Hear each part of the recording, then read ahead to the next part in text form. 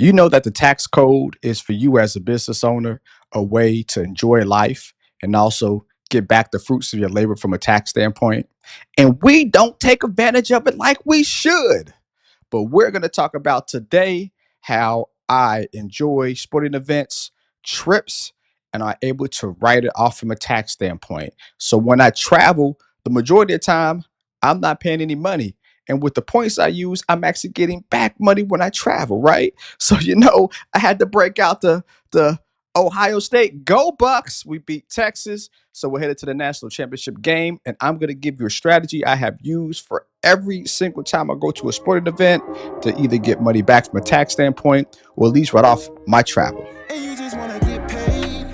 Tired of making the money mistakes. Make a payment on your bills and you still late. Yeah, pay for profits to help you seek change. And you just wanna get paid. Yeah, tired of making the money mistakes. Make a payment on your bills and you still late.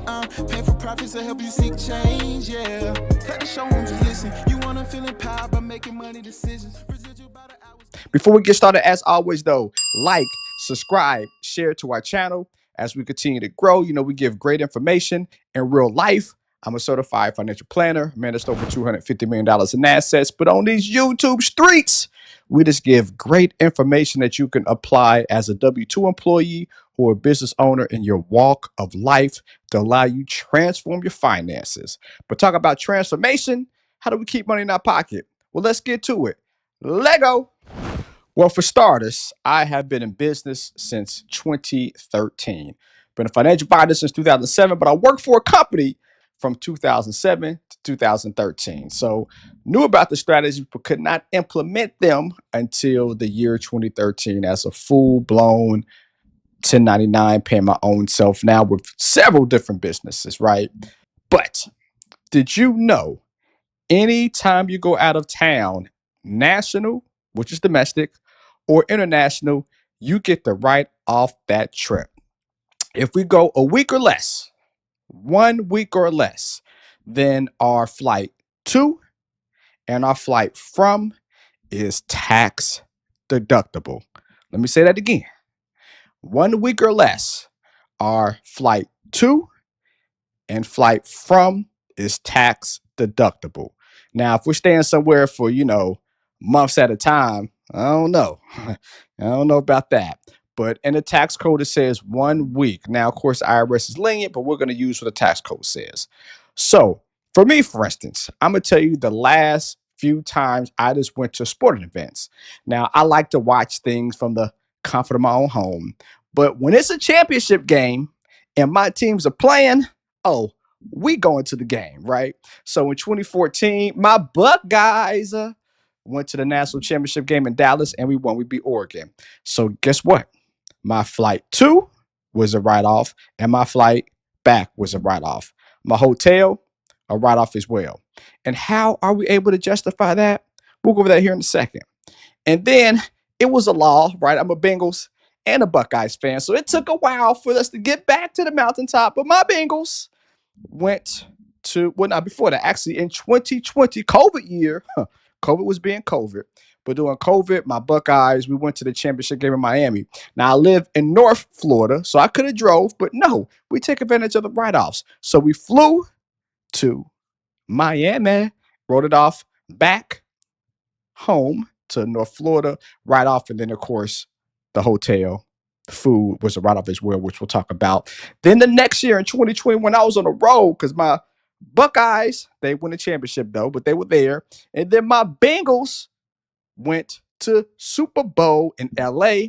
So my flight to was a write-off. My flight from, hotel, and also food. Everything was a write-off as well. Even the tickets was write-offs, which we'll talk about here in a second, to the Super Bowl. Actually, that Super Bowl, me, my mom paid for her ticket, and also my brother as well, man. Just it's not like the Bengals go to the Super Bowl every year, y'all, right?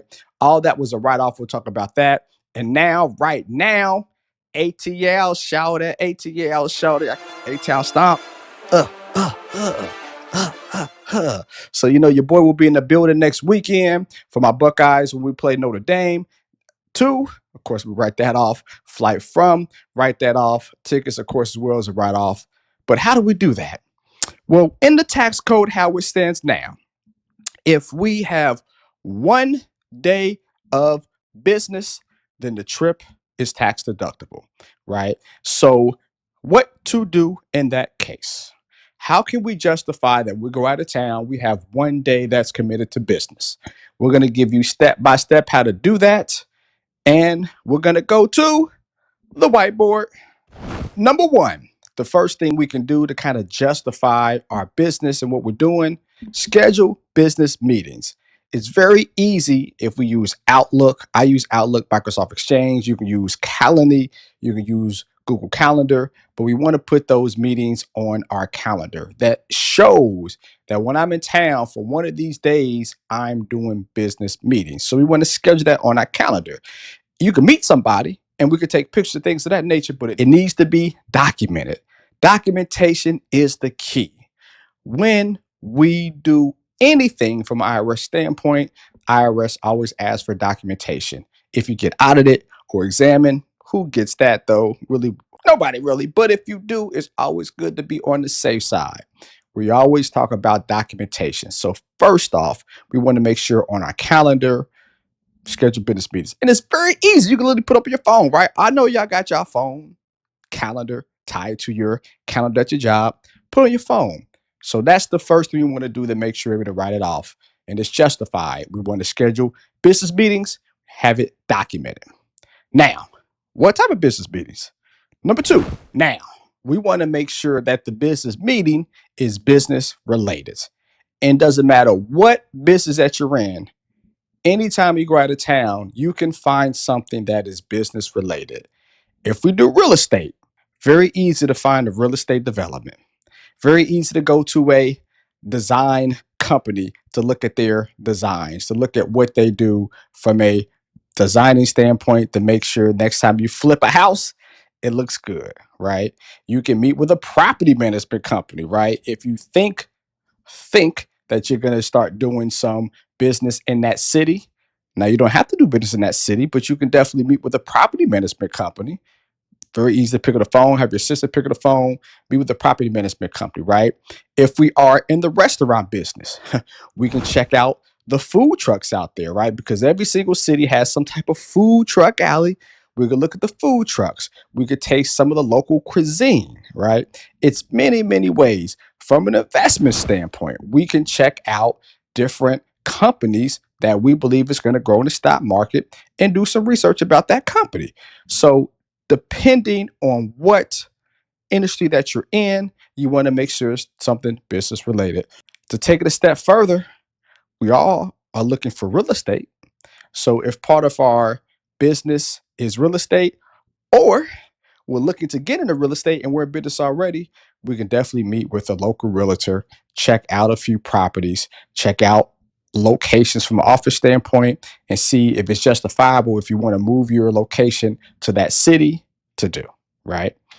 Case in point for me, when we went to Dallas, I had a client in Dallas, met with the client, right?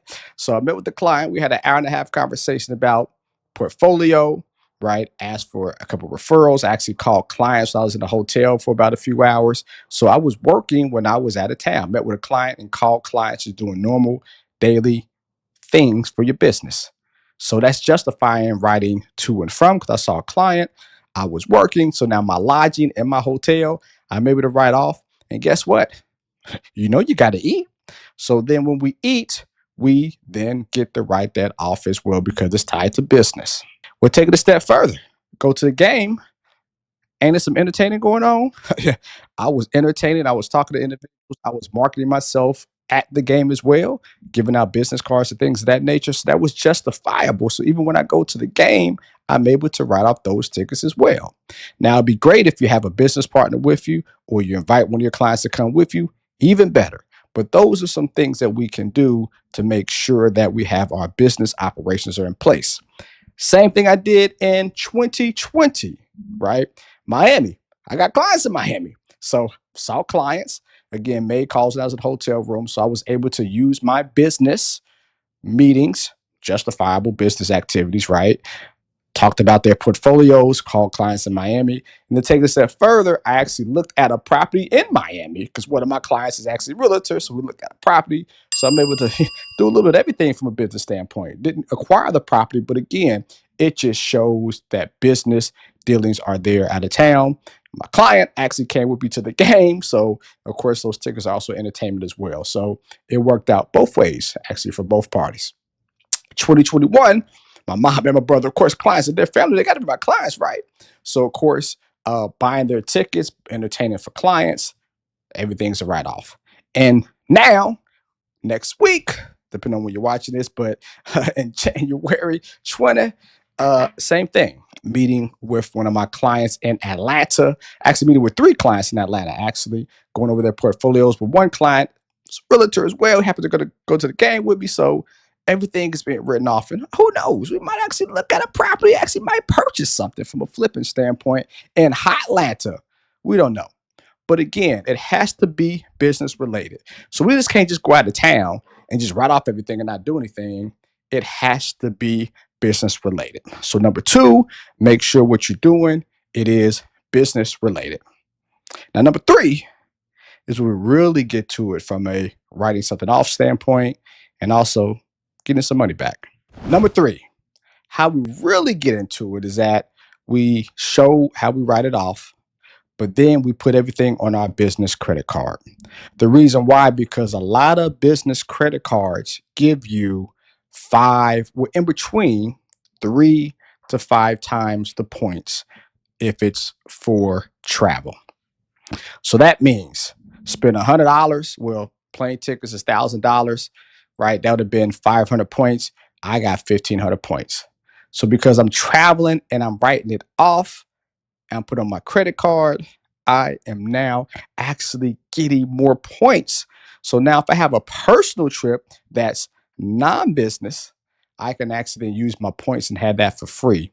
So now I'm flying for free and I'm using my business to do that. And the great part about it, as we talked about, we are able to write it off. So we made sure that it was justified by putting on our calendar. We're actually booking business meetings. B, business related. We're not just going out of town to be going out of town. No, we have to be conducting some type of business, a day's worth of business. But again, very, very easy. You're calling clients from your lounge, you're meeting with clients, or if you don't have any clients directly, you're doing research. And of course, if we're somewhere, use that card, right? Because that justifies everything. And we're using our business credit card, especially when we book the travel, book our lodging, we get 3 to 5 times the points. So now we're getting more points for traveling. We're writing off on your taxes. Or if you have so many points, you can just travel and not have to pay for it, right? I got so many points. I don't even know last time actually from a personal trip standpoint, I actually paid for the travel because I had so many points because everything that I do, I put on a business credit card.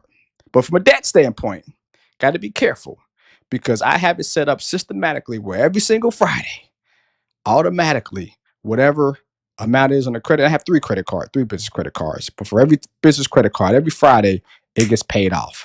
So the utilization is low. It's showing that I'm paying my things on time. I'm not having a high debt to income ratio because things are all being paid off. And of course, the more you pay on something, the more that helps your score as well. So I would recommend if you're putting things on your business credit card, which I do, make sure you have automatic pay. And it's very easy to do that, y'all. Come on. This ain't the 80s or the 90s or the 2000s. It takes seconds to have something on automatic pay. But by doing that, it allows you to help your credit score and also help from a personal standpoint if you want to fly for free. So we do these 3 things: schedule meetings, have things business related, and have a business credit card.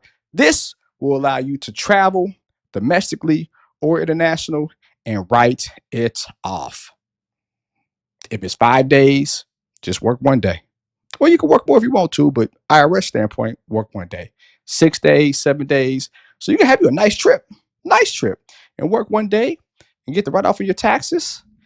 And this is why, my friends, the tax code should be used to scale your business, transform your finances, and keep more money in your pocket. That's what we teach in our Financial empowerment program. Y'all can comment the word empowerment or relax below if you need some more information, or the link is in the bio. But we're just giving good information. Hopefully, as business owners, you guys can use this information. If you're a W-2 employee, you can still use these strategies as you shift over to a 1099 business where you're working your full-time job but still have your business on the side. We can help you with that too. If you have questions, comment below. Anyways, though, the biggest thing is that OHIO gonna get that national championship, y'all. Number 7. So if y'all Notre Dame fans, sorry. If y'all Texas fans, ha! If y'all Oregon fans, we beat y'all. If y'all Tennessee fans, we beat y'all. If y'all Michigan fans, we still hate y'all, even though y'all won the last 4 years because y'all cheated, except for this year. But all is well, man. Love is love. Let's use the tax code to our advantage. And let's make some payment profits together, y'all. Peace.